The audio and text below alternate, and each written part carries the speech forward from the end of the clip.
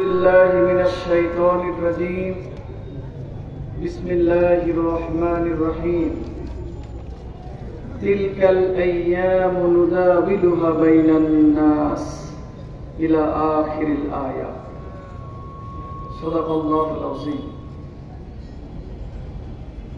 উপমহাদেশের সর্ববৃহৎ ইসলামী সংগঠন শহীদি কাফেলা বাংলাদেশ জামাত ইসলামীর কুমারখালী উপজেলার নন্দলালপুর ইউনিয়নের আজকের এই কর্মী সমাবেশের শ্রদ্ধেয় সম্মানীয় সভাপতি, মঞ্চে উপস্থিত সম্মানিত বিশেষ অতিথি, জেলা ওলামা বিভাগের সম্মানিত সভাপতি জনাব হাফিজ মাওলানা জুলফিকার আলী, আরো আছেন উপজেলা আমির জনাব মাস্টার আফতাবউদ্দিন, মঞ্চে আছেন আগামী দিনে খুবসা কুমারখালী উপজেলায় যাকে আমরা এমপি হিসেবে দেখতে চাই, আমাদের সেই প্রিয় ভাই কুমারখালী উপজেলার নায়েবে আমির জনাব আফজাল হোসেন, মঞ্চে উপস্থিত অন্যান্য নেতৃবৃন্দ, সামনে বসা শ্রদ্ধেয় সম্মানীয় কর্মী ভাইরা,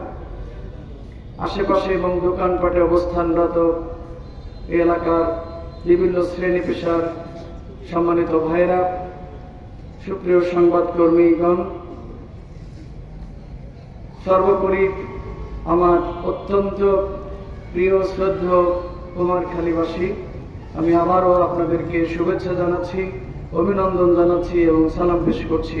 আসসালামু আলাইকুম ওয়া রাহমাতুল্লাহ।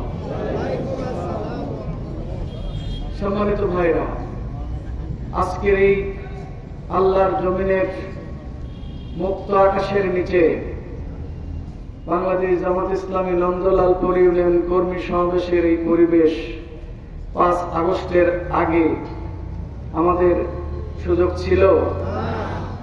কথা বলেন। তাহলে এই সুযোগ কে করে দিলেন? আপনাদের বিশ্বাস আছে মনে প্রাণে? এই সুযোগ যে আল্লাহ তাআলা করে দিলেন, যে মহান রব আমাদের কথা বলার মতো পরিবেশ তৈরি করে দিলেন, দেশ এবং জাতির কাছে আমাদের বক্তব্যগুলো উপস্থাপনের মতো সুযোগ করে দিলেন, আমরা কি সবাই সেই মহান রবের জন্য একবার শুকরিয়া আদায় করতে পারি না? সবাই একটু হৃদয় থেকে বলি আলহামদুলিল্লাহ। মহান রবের ঘোষণা, তিলকাল আইয়ামু নুদাবিলুহা বাইনান নাস। আমি আল্লাহ তাআলা এই দিন, সময়, কালকে ঘুরাই চক্রাকারে। তার মানে হলো মানুষের জীবনের কোন সময় সুস্থতা থাকে, আবার কোন সময় অসুস্থতাও মানুষের জীবনে আসে। মানুষের জীবনে কোন সময় সুসময় থাকে, আবার কোন সময় দুঃসময়ও আসে। কোন সময় সচ্ছলতা থাকে, কোন সময় অসচ্ছলতাও মানুষকে পেয়ে বসে। বসে না? বসে না? এগুলো সব কিছু করেন কে? কথা বলেন। বিশ্বাস হয় না? তিলকাল আইয়ামু নুদাবিলুহা বাইনান নাস। আমি আল্লাহ তাআলা এই সময়কে এভাবেই ঘোরাই। আর এই সুসময় আর দুঃসময়, সচ্ছলতা আর অসচ্ছলতা, সুস্থতা আর অসুস্থতা ইত্যাদি দিয়ে আমি আল্লাহ তাআলা মানুষকে পরীক্ষা করি। কি করেন? পরীক্ষা করেন। আমরা 16টি বছর একটি ফ্যাসিস্ট, জালেম, স্বৈরাচারী সরকারের অধীনে থেকে শুধু আমরা নই, এদেশের প্রায় 18 কোটি মানুষই, আমাদের এই সংবাদকর্মী ভাইরা থেকে শুরু করে বিভিন্ন শ্রেণী পেশার মানুষ, এমনকি খোদ আওয়ামী লীগেরও অনেক মানুষ শোষিত হয়েছে, নির্যাতিত হয়েছে, নিপীড়িত হয়েছে। ঠিক না বেঠিক? আমরা 16 বছরের 8 বছর কোর্টের বারান্দায় আমাদেরকে ঘোরা লেগেছে। অধিকাংশ রাতই আমরা অনেকেই ঘরে ঘুমাবার সুযোগ পাইনি। আমার বিরুদ্ধে সরকার উৎখাতের ষড়যন্ত্রমূলক পরিকল্পিত মামলা করা হয়েছে। আমি নির্দোষ এই কথাটি প্রমাণ করার জন্য আমার 1 যুগ সময় লেগেছে। কয় যুগ? 1 যুগ পরে কোর্ট আমাকে বলেছে আপনার কোনো দোষ নাই। কিন্তু ইতিমধ্যে আমার জীবন থেকে 1টি যুগ অতিক্রান্ত হয়েছে। আমি বলতে আমি নয়, আমরা সবাই, ঠিক না ঠিক?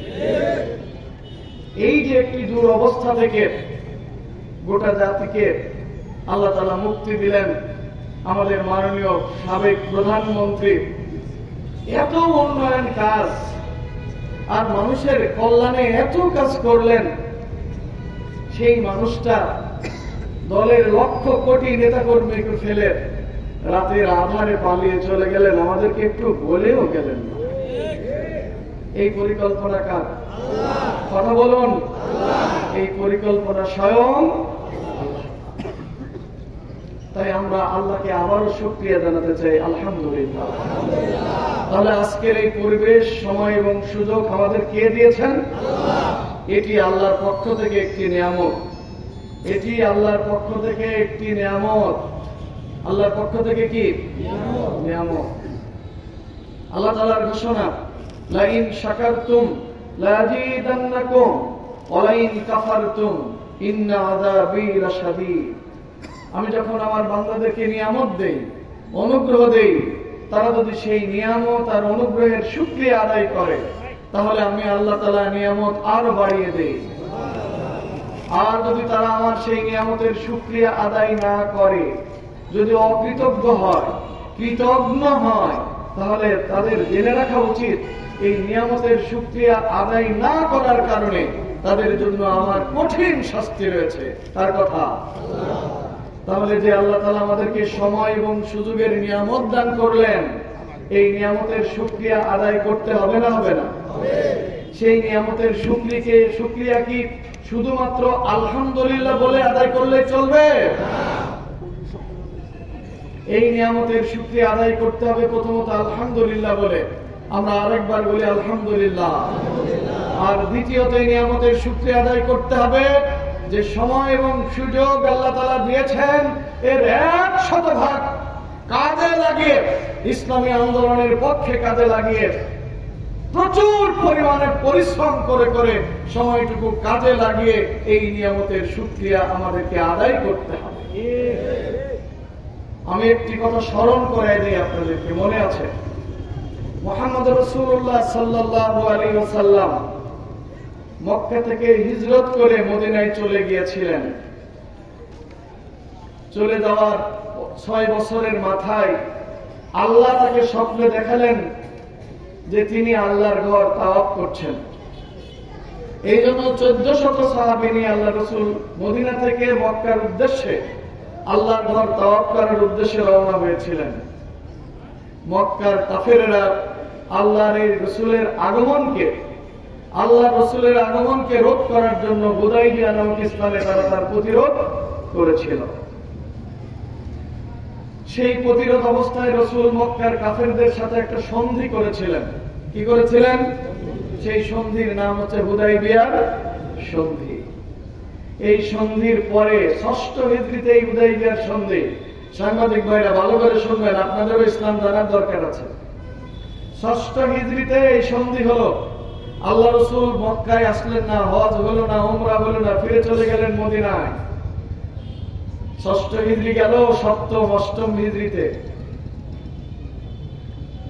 প্রিয় ভাইরা আমার, আল্লাহ রাসূল সাল্লাল্লাহু আলাইহি ওয়াসাল্লাম যেখানে 1400 লোক নিয়ে 6ষ্ঠ হিজরিতে গেছিলেন, সেখানে 8ম হিজরিতে লক্ষ সাহাবীদেরকে সাথে করে এনে মক্কা বিজয় করেছিলেন। ঠিক না বেঠিক? সময় ছিল হাতে কয় বছর? যেখানে নিয়ে এসেছিলেন 1400 জন, 2 বছরের ব্যবধানে আল্লাহ রাসূলের সেই কাফেলায় শরীক হলো 1 লক্ষের মতো মানুষ। সুবহানাল্লাহ। তাহলে এই সময়কে আল্লাহ রাসূল কাজে লাগাইছিলেন ঠিক মতো? কথা বলেন, লাগাইছিল? সুযোগ কি কাজে লাগিয়েছিলেন? আমরা আপনাদেরকে সেই ইতিহাস স্মরণ করে ইসলামী আন্দোলনের নেতা কর্মীদেরকে স্মরণ করে দিতে চাই। আমরা যদি 6টা মাস সময় পাই, এই 6 মাসে বিগত 16 বছর আমাদের যে কাজের ঘাটতি হয়েছে, এই 6 মাসে সেই ঘাটতি পূরণ করতে চাই ইনশাআল্লাহ। পারবেন আপনারা? প্রিয় ভাইরা, কেন এই ঘাটতি পূরণ করতে হবে আপনাদেরকে পরিষ্কার জানাতে চাই। সারা কুষ্টিয়ায় ঘুরে ঘুরে জনগণের যে বক্তব্য তা আমার কানে আসে, আপনাদেরও কানে আসে। আমার সঙ্গে আপনারা একমত হতে পারেন, দ্বিমত পোষণ করতে পারেন। কুষ্টিয়াবাসী বলছে সত্য দেখাই হলো, এবার জামাত ইসলামীকে দেখা উচিত। আমি কি ভুল বলছি নাকি? ভুল হতে পারে আমার, কারণ আমরা অমুককেও দেখেছি, এ কেও দেখেছি, বি কেও দেখেছি, সবই তো দেখেছি। এর আচরণতা, বীর আচরণতে তারা 15 বছরের ক্ষুধা 5 দিনেই মেটাতে চায়। ক্ষমতায় না যাইতেই যদি এই হয়, তাহলে ক্ষমতায় গেলে কি হবে? প্রশ্ন জনগণের, আমার না, প্রশ্ন কার? তাই সবকিছু বাদ দাও বাপু, এবার আমরা আসো সবাই মিলে জামাতকেই দেখি। তাদের কথা এটা? আপনাদের কথা নাকি? জনগণের কথা। তাহলে জনগণ আপনাকে নিয়ে যখন স্বপ্ন দেখছে, জনগণ যখন আপনাকে নিয়ে গবেষণা করছে, জনগণ যখন আপনাদেরকে এই দেশের নেতৃত্বে দেখতে চায়, সেই দেশ, যে দেশ প্রায় 1500 শহীদের রক্তের বিনিময়ে নতুন করে স্বাধীনতা অর্জন করেছে, যে দেশ স্বাধীন করার জন্য আমার লক্ষ লক্ষ ভাইরা আহত হয়েছে, পঙ্গুত্ব বরণ করেছে, যে দেশটিকে আমরা বৈষম্যহীন, শোষণহীন, দুর্নীতিহীন একটি ইনসাফপূর্ণ রাষ্ট্রে পরিণত করতে চাই, সেই দেশটিতে যদি সত্যি আল্লাহ তাআলা আমাদেরকে দেশের পরিচালনার দায়িত্ব দেন, সেই দেশ পরিচালনার জন্য একদল যোগ্য সৎ লোকের প্রয়োজন আছে না নাই? সেই সৎ, যোগ্য এবং দক্ষ লোক আমরা যতটুকু পেয়েছি দেশ পরিচালনার জন্য, এর চাইতে অনেক গুণ বেশি মানুষের প্রয়োজন। তাই বিগত 15 বছরের কাজা কাফারা আমরা যদি 6 মাস সময় পাই, ইনশাআল্লাহ এই সংগঠন সম্প্রসারণ, মজবুতকরণ, লোক গঠন, আত্মগঠনের মাধ্যমে আমরা সেই কাজা কাফারা পুষিয়ে দিতে চাই ইনশাআল্লাহ। পারবেন আপনারা? সম্মানিত ভাইরা, যদি সত্যি আপনারা পারেন এই কথা বলেন, তাহলে আমি আপনাদেরকে 2টি পরামর্শ দিতে চাই। সেই পরামর্শের 1 নম্বর হলো, আপনারা যারা জামাত ইসলামী করেন, আমরা যারা জামাত ইসলামী করি, আলহামদুলিল্লাহ এদেশের মানুষ জামাত কর্মী আর আওয়ামী লীগকে এক চোখে দেখে না, দেখে নাকি? এদেশের মানুষ জামাতের কর্মী আর বিএনপির কর্মী কি এক চোখে দেখে? জাতীয় পার্টির কর্মী আর জামাতের কর্মী কেউ এক চোখে দেখে না, একটু আলাদা, ভিন্ন ভাবে দেখে। আলহামদুলিল্লাহ জামাত তার কর্মীদেরকে সেই ক্যারেক্টারিস্টে, সেই চরিত্রে উন্নীত করতে পেরেছে, আলহামদুলিল্লাহ। কিন্তু দেশ এবং জাতির এই পাহারাদারির দায়িত্ব পালন করার জন্য এই চরিত্রে যথেষ্ট। তাই আপনাদের কাছে প্রথম অনুরোধ, আমাদের চরিত্রের উন্নতি এতটা করতে হবে, আমাদের কথায়, কাজে, আচরণে, নানা ধরনের ডিলিংসের ব্যবহারে মানুষের কাছে এটা প্রমাণ করতে হবে আরেকবার যে আমাদের কাছে যদি তোমরা দেশের নেতৃত্ব দাও, তাহলে কোনদিনও আমাদের কাছ থেকে তোমরা বেইনসাফি পাবে না। আমরা কোনো অন্যায় কাজ করতে পারি না, আমাদের দ্বারা তোমাদের অধিকার হরণ হবে না, আমাদের কাছ থেকে তোমরা নির্যাতিত হবে না, নিপীড়িত হবে না। হিন্দু, মুসলিম, বৌদ্ধ, খ্রিস্টান সবাই তাদের অধিকার ফিরে পাবে। এই আস্থায় যদি জনগণকে আনতে চান, তাহলে চরিত্রের উন্নততর মার্গে আপনাদেরকে পৌঁছাতে হবে। এই আহ্বান আমি আপনাদেরকে রাখতে চাই। সুতরাং আজকে থেকে আপনি জামাত ইসলামের কর্মী পরিচয় দেন, ভালো মানুষ, সন্দেহ নাই, কিন্তু আপনার কথায়, কাজে, আচরণে, উঠায়, বসায়, লেনদেনে, কাই কারবারে, সকল জায়গায় ইসলামের সুস্পষ্ট যে বক্তব্য তা আপনার কাজে কামে প্রমাণ পারবেন? আমি আপনাদেরকে সেই আহ্বান রাখতে চাই। সম্মানিত ভাইরা, এখানে বলে রাখতে চাই, আমরা সবাই স্বপ্ন দেখছি বাংলাদেশ আমার প্রিয় মাতৃভূমি, এখানে আল্লাহর আইন চালু হোক, সৎ যোগ্য লোকের শাসন কায়েম হোক। অনেক ভালো স্বপ্ন, অনেক সুন্দর স্লোগান, কিন্তু আমি আপনাদেরকে দ্বিতীয় যে কথাটি বলতে চাই, যারা 56,000 বর্গ মাইলের এই আমার প্রিয় মাতৃভূমি সবুজ ভূখণ্ডে আল্লাহর আইনের ভিত্তিতে এবং সৎ লোকের যোগ্য লোকের শাসন কায়েম যারা করতে চাই, তাদেরকে আমি অনুরোধ করতে চাই, আপনার 3.5 হাত বডিতে প্রথমত ইসলামের পূর্ণ অনুশীলনের দায়িত্ব আপনি পালন করুন। আমরা যদি প্রত্যেকেই আমার ব্যক্তি জীবনে ইসলামের অনুশীলন, কোরআন এবং সুন্নাহর নীতির অনুশীলন করি, তাহলে অবশ্যই আমরা সব যোগ্য এবং ভালো মানুষ হতে পারবো, যাদের হাতে দায়িত্ব দিলে জনগণ আস্থায় থাকবে যে এদের দ্বারা কোনো ধরনের ক্ষতি হওয়ার সম্ভাবনা নেই। আমার কথা কি আপনারা বোঝেন প্রিয় ভাইরা? তাই আজকের দিনে আপনাদেরকে আরেকটি কাজ দিতে চাই। এই দায়িত্ব যদি পালন করতে হয়, মনে করিয়ে দিতে চাই, স্বাধীনতা অর্জন হয়তো সহজ, কিন্তু স্বাধীনতা টিকিয়ে রাখা অনেক বড় কঠিন কাজ। ঠিক না বেঠিক? ইতিহাস বলছে, নিকট অতীতের ইতিহাস, মিশরেও ডক্টর মুরসির নেতৃত্বে একটি ইসলামের সরকার কায়েম হয়েছিল। ঠিক না বেঠিক? ডক্টর মুরসি অত্যন্ত যোগ্য মানুষ, হাফেজ কোরআনের এবং ডক্টর। সেই মানুষটির নেতৃত্বে তারা ইসলামের সরকার কায়েম হলো, সংবিধান রচিত হলো। কিন্তু আমরা দেখলাম কিছুদিন যেতে না যেতেই সেই সরকারেরও পতন ঘটলো। ঠিক না বেঠিক? আবার খেয়াল করেন, বর্তমান তুরস্কের প্রেসিডেন্ট ডক্টর এরদোয়ান, তিনি সম্ভবত 3 টার্ম পরপর 3 টার্ম ক্ষমতায় আছেন। ডক্টর এরদোয়ানের বিরুদ্ধে কিছুদিন আগে, গত 2-1 বছর আগে একটি বিপ্লব হতে গিয়েছিল। সেনাবাহিনীর পক্ষ থেকে কূপ করার চেষ্টা করা হয়েছিল। এরদোয়ান তখন রাজধানীর বাইরে ছিলেন। প্লেন থেকে তিনি একটি মাত্র মেসেজ দিয়েছিলেন, কূপ হতে যাচ্ছে, জনগণ রাস্তায় নেমে আসো। আমরা দেখলাম তার একটি মেসেজে, কোন বক্তৃতা তিনি করতে পারেন নাই, শুধুমাত্র একটি মেসেজে লক্ষ লক্ষ মানুষ রাজপথে নেমে এসে সেই সেনাবাহিনীর কূপ এবং বিপ্লবকে ব্যর্থ করে দিয়ে ওই এরদোয়ানকে এখনো পর্যন্ত ক্ষমতায় বসিয়ে রেখেছে। ঠিক না বেঠিক?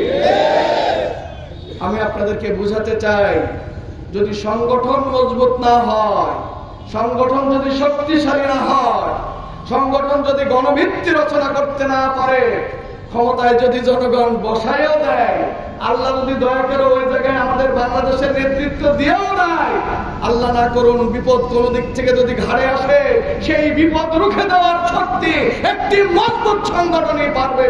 তাই আপনাদেরকে আজ থেকে সংগঠন মজবুত করার কাজ করতে হবে ইনশাআল্লাহ। সংগঠন মজবুত মানে প্রত্যেকটা ওয়ার্ডে জামাত ইসলামের কমপক্ষে 8টা ইউনিট কায়েম করতে হবে। প্রত্যেকটা ওয়ার্ডে কমপক্ষে জামাত ইসলামের 200 কর্মী তৈরি করতে হবে। প্রত্যেকটা ওয়ার্ডে জামাতের কমপক্ষে 10 জন রুকন তৈরি করতে হবে। এইভাবে যদি সারা বাংলাদেশের সকল ইউনিয়নগুলোতে আমরা গড়ে তুলতে পারি, তাহলে বাংলাদেশ জামাত ইসলামী একটি মজবুত সংগঠনে পরিণত হবে।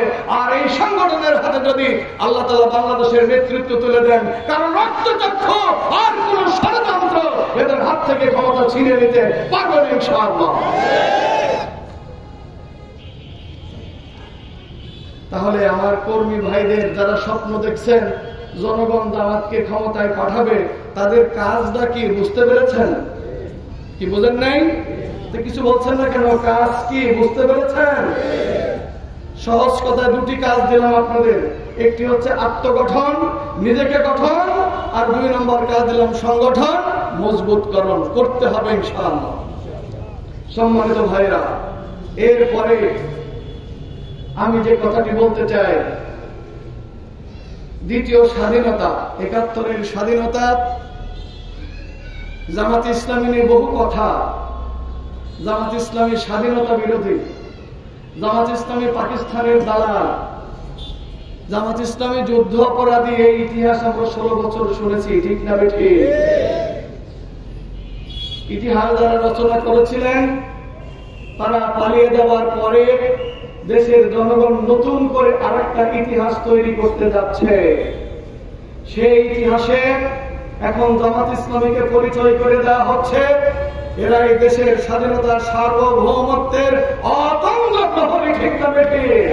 এরাই আসলে দেশপ্রেমী, এরাই খাঁটি মানুষ, এরাই ভালো মানুষ, এরাই নির্ভেজাল মানুষ, ঠিক না বেঠিক? এই ইতিহাসও লেখা হবে ইনশাআল্লাহ। প্রিয় ভাইয়েরা আমার, তাই এই দ্বিতীয় স্বাধীনতা অর্জনের পর একটি সরকার কায়েম হয়েছে।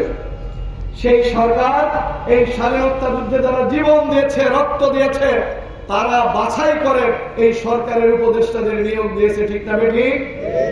আর জনগণের সমর্থন আমরা তাদেরকে দিয়েছি, এই মুহূর্তে তারাই দেশ চালাবে। তাছাড়া সংবিধানে এই সরকারের কোন ধরনের বৈধতা, বর্তমান সরকার সংবিধানে এই সরকারের কোন ধরনের বৈধতা নেই। বৈধতা একটি, দেশের জনগণ তাদেরকে দেশ পরিচালনার দায়িত্ব, ঠিক না বেঠিক? প্রিয় ভাইরা, আমরা বলেছি আমাদের দলের পক্ষ থেকে, আমাদের সম্মানিত আমিরে জামাত বলেছেন এই বিপ্লবী সরকার, এই জনগণের সরকার যতদিন দেশ পরিচালনা করবে আমরা তাদেরকে ততক্ষণ পর্যন্ত সহযোগিতা করব যতক্ষণ তারা এই ছাত্র জনতা যে উদ্দেশ্যে জীবন দিয়েছে, ছাত্র জনতা যে জন্য আহত হয়েছে, পঙ্গুত্ব বরণ করেছে, সেই বৈষম্যহীন সমাজ ব্যবস্থা প্রতিষ্ঠার জন্য এই সরকার যতক্ষণ কাজ করবে আমরা ততক্ষণ তাদেরকে সহযোগিতা করব। আর এর বাইরে যে যদি এই সরকার কোনো কিছু করতে চায় অথবা করে, আমরা এই সরকারকে আদৌ সহযোগিতা করব। আমরা এখন এই মঞ্চ থেকে বিভিন্ন গোয়েন্দা সংস্থার সদস্যদের মাধ্যমে সরকারের কাছে কথা পৌঁছে দিতে চাই, আপনারা যারা ক্ষমতায় আছেন, আমরা আপনাদেরকে ওই চেয়ারটি দিয়েছি, আমরা আপনাদেরকে ক্ষমতায় বসিয়েছি, দেশের জনগণ বসিয়েছে ওই ফ্যাসিস্ট বিরোধী, জালেম বিরোধী, স্বৈরাচার বিরোধী মনোভাবের জনগণ আপনাদেরকে ওই রাষ্ট্র তথ্য দিয়েছে, ঠিক কিনা? আমরা মনে করেছিলাম এবং এখনো করি আপনারা স্বৈরাচারের দোষর হবেন না, আপনারা ওই ফ্যাসিস্টের দোষর হবেন না। কিন্তু আমরা লক্ষ্য করছি আপনারা আপনাদের উপদেষ্টা পরিষদে কিছুদিন পর পরই উপদেষ্টা নিয়োগ দিচ্ছেন, এতে আমরা দোষের কিছু মনে করি না।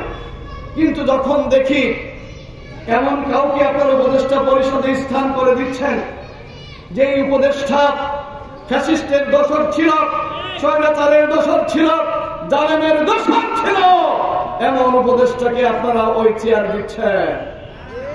নাম করে যদি বলতে চাই, মোস্তফা সরোয়ার ফারুকী, মোস্তফা সরোয়ার ফারুকীর শিক্ষাগত যোগ্যতা কি? আমি যতটুকু জেনেছি এটা প্রশ্নের ব্যাপার। এইরকম একটা মানুষ যিনি একজন সিনেমা তৈরি করেন, চলচ্চিত্র রূপকার, তিনি চলচ্চিত্র তৈরি করেন, আর সেই চলচ্চিত্রে তিনি জিনা ব্যভিচারকে তিনি উস্কে দেন। তার স্ত্রী নিজেও চলচ্চিত্রের নায়িকা হিসেবে কাজ করে। ইসলামের বিরুদ্ধে তাদের বহু বক্তব্য রয়েছে।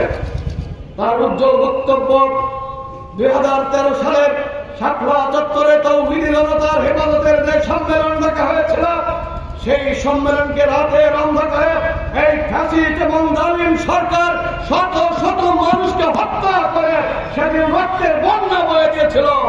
আর এই মোস্তফা ফারুকী সেদিন তার ব্যক্তিগত যোগাযোগ মাধ্যম ফেসবুকে স্ট্যাটাস দিয়েছিলেন, শাপলা চত্বর জঞ্জাল মুক্ত হয়েছে।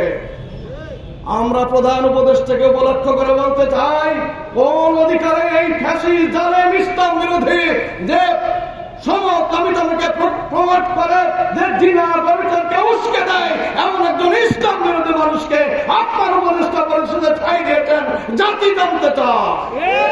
জানতেই চাই না, আমরা অবিলম্বে তার অপসারণ চাই। যদি তার অপসারণ করা না হয়, প্রয়োজনে আরেকটি বিপ্লব বাংলাদেশে ঘটানো হবে।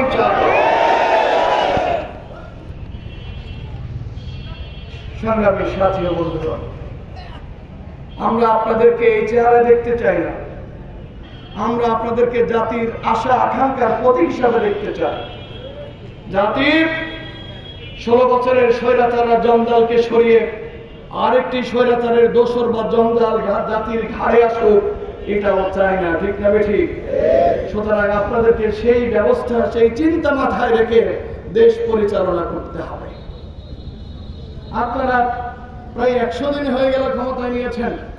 জাতির জন্য অত্যন্ত দুর্ভাগ্যজনক দ্রব্য মূল্যের যে ঊর্ধ্বগতি, কি কাজ আপনারা করতেছেন আমরা বুঝতে পারতেছি না। এখনো পর্যন্ত দ্রব্য মূল্যই বাজার মনিটরিং এর মাধ্যমে নিয়ন্ত্রণে আনতে পারলেন না। কি করতেছেন আপনারা? এখনো কত আওয়ামী লীগের সমস্ত এমপি তারা থেকে পলায় যায় নাই, আমরা জানি, দেশেই তো আছে। ধরতে এত লুকোচুরি কেন? যাদের বিরুদ্ধে 10-20টা করে মামলা হয়েছে, আপনারা 10 দিন 15 দিন পরে একজনকে হাজির করেন যে হ্যাঁ আমরা ধরলাম। এই লুকোচুরি খেলানোর কোনো দরকার নাই। সবাই বাংলাদেশে আছে, অবিলম্বে সকল আসামিকে গ্রেপ্তার করে এমনকি স্বয়ং শেখ হাসিনাকে ইন্টারপোলের মাধ্যমে দেশে ফিরিয়ে এনে তাকেও বিচারের মুখোমুখি করতে। প্রিয় ভাইরা আমার, সবশেষ কথা আমার প্রিয় সন্তানদের উদ্দেশ্যে, আমার প্রিয় ছাত্র জনতার উদ্দেশ্যে, বৈষম্য বিরোধী ছাত্র আন্দোলন যারা করেছে, যাদের রক্তের দাগ এখনো শুকোয়নি, আমার প্রিয় সন্তানেরা, আজকে তোমাদের মধ্যে আমরা বিশৃঙ্খলার অনৈক্যের পদধ্বনি দেখতে পাচ্ছি। তোমরা নিজেরা বিশৃঙ্খলা করছো, তোমরা নিজেরা গ্রুপিং লবিং করছো, তোমরা নিজেরাই বিভক্তির সুরে বিভক্ত হয়ে যাচ্ছ। এটা আমরা তোমাদের কাছ থেকে কামনা করি না। হয়তো এটা হতে পারে আধিপত্যবাদের দ্বারা কোন শক্তি এদেশ এবং জাতির জন্য যারা কল্যাণ চায় না, তোমাদের কোন বিরোধী শক্তি তোমাদেরকে উস্কে দিয়ে তোমাদের মধ্যে বিভাজন তৈরি করতে চায়। আমি স্পষ্ট করে আমার সন্তানদের বলতে চাই, প্রিয় সন্তানেরা, তোমাদেরকে যদি ওরা বিভাজন করতে পারে, তোমাদের যদি ওরা ভাগাভাগিতে লিপ্ত করে দিতে পারে, তোমাদের মধ্যে যদি বিশৃঙ্খলা তৈরি করে দিতে পারে, ওই স্বৈরাচারী শাসক আবার বাংলাদেশে ফিরে আসার পথ করতে পারে। এই পথ কি তোমরা করে দিতে চাও নাকি? আমি জিজ্ঞাসা করতে চাই।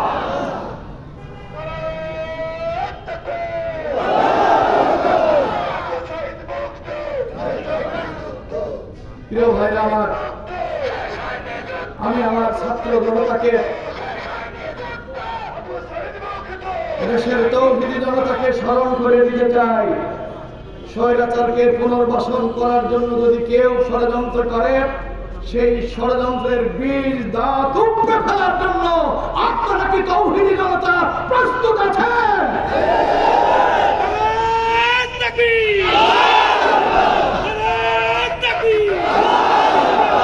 প্রয়োজন আরেকটি বিপ্লব হবে, প্রয়োজনে আরেকবার রাস্তায় নামব, প্রয়োজনে আবারও জেলে যাব, প্রয়োজনে আবারও জীবন দেব, তবে স্বৈরাচারকে এদেশে আমরা প্রতিষ্ঠিত হতে দেব না ইনশাআল্লাহ।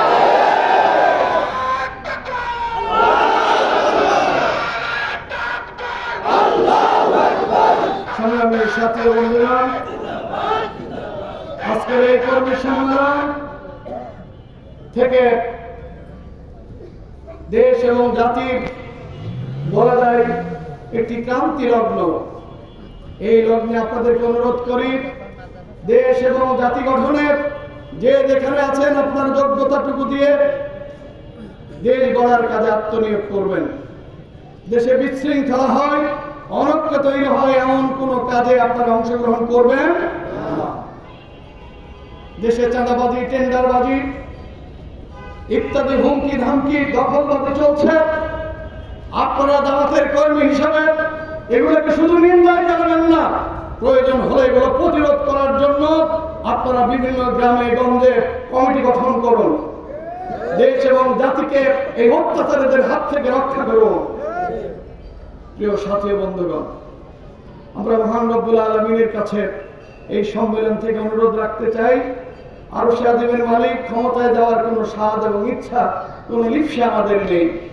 আমাদের শুধু ইচ্ছা তোমার এই জমিন, আমাদের প্রিয় মাতৃভূমি, এই সবুজ বাংলাদেশে শাহজালাল, শাহ কলম, খান জাহান এই দেশে আল্লাহর দ্বীন বিজয়ী হবে, কোরআনের শাসন কায়েম হবে, মানবতা মুক্তি পাবে, ইনসাফ প্রতিষ্ঠিত হবে। এটি আমাদের স্বপ্ন, এটি আমাদের চাওয়া, এটি আমাদের পাওয়া। সেই চাওয়া পাওয়া পূরণে তুমি আমাদেরকে সাহায্য করো হে মালিক।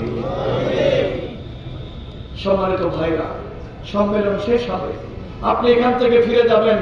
মনে রাখবেন, আমি আপনার দায়িত্বশীল হিসাবে আপনাকে দুটি কাজ দিয়েছি। কয়টি কাজ? এই দুইটি কাজ এখান থেকে ফিরে দিয়েই শুরু করতে হবে ইনশাআল্লাহ। আল্লাহ সুবহানাহু ওয়া তাআলার কাছে সেই তৌফিক কামনা করে আজকের এই সম্মেলন নন্দলালপুর ইউনিয়ন শাখা আয়োজন করেছে। নন্দলাল ইউনিয়নের সম্মানিত আমার ভাই আমির সাহেব সভাপতিকে ধন্যবাদ জানাচ্ছি। মঞ্চে উপস্থিত আমাদের এই যে আগামী দিনের এমপি ইনশাআল্লাহ নাকি আফজাল ভাই সহ সবাইকে আমি ধন্যবাদ জানাচ্ছি, আপনাদেরকে মোবারকবাদ জানাচ্ছি। এই আলাউদ্দিননগরের যত দোকানপাটে ভাইরা আছেন সবাইকে ধন্যবাদ জানাচ্ছি। আল্লাহ হাফেজ। বাংলাদেশ জিন্দাবাদ, জামাত ইসলামী জিন্দাবাদ। সবাইকে ধন্যবাদ। আসসালামু আলাইকুম ওয়া রাহমাতুল্লাহি ওয়া বারাকাতুহু।